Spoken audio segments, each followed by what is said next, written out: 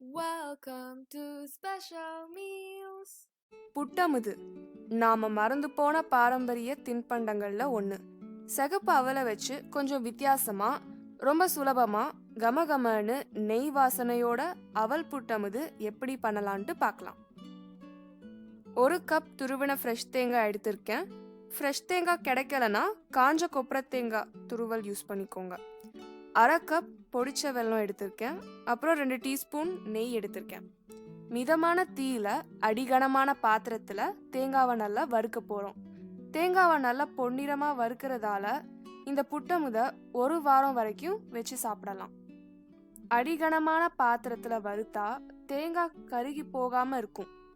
தேங்காயில உள்ள ஈரப்பதம் வத்தி தேங்காய் இந்த மாதிரி ட்ரையா ஆனதும் இதுல 2 டீஸ்பூன் நெய் சேர்த்துடலாம்.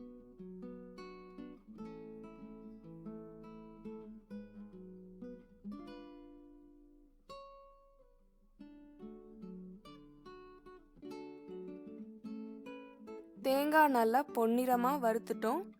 இப்போ அடுப்பை ஆஃப் பண்ணிடலாம்.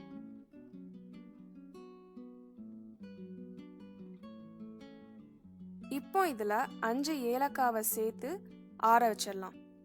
2 கப் சிகப்பு அவல் எடுத்திருக்கேன். வெள்ளை அவலை விட சிகப்பு அவல் தான் ஃபைபர் அப்புறம் விட்டமின் பி அதிகமாக இருக்கும். அவல் இப்போ திரிச்சுக்கலாம். ரொம்ப நைஸா திரிக்க வேண்டாம், கொஞ்சம் கொரகொரப்பா திரிச்சுக்கோங்க.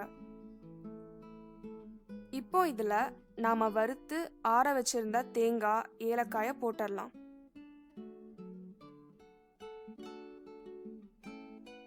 இதுல பொடிச்ச 1/2 கப் வெல்லத்தை போட்டுடலாம். போட்டுட்டு லைட்டா அரைச்சுக்கோங்க. ரொம்ப நைஸா அரைச்சிடாதீங்க. கமகமன்னு தேங்காய் நெய் வாசனையோட அவல் புட்டமுது ரெடி ஆகிடுச்சு. பசங்களுக்கும் இது ரொம்ப பிடிக்கும். இந்த டிஷ் ரொம்ப ஹெல்த்தியானதும் கூட. இந்த வீடியோ உங்களுக்கு பிடிச்சிருந்தா ஸ்பெஷல் மீல்ஸ்க்கு சப்ஸ்கிரைப் பண்ணுங்க. மறக்காம பெல் பட்டனையும் பிரஸ் பண்ணிடுங்க.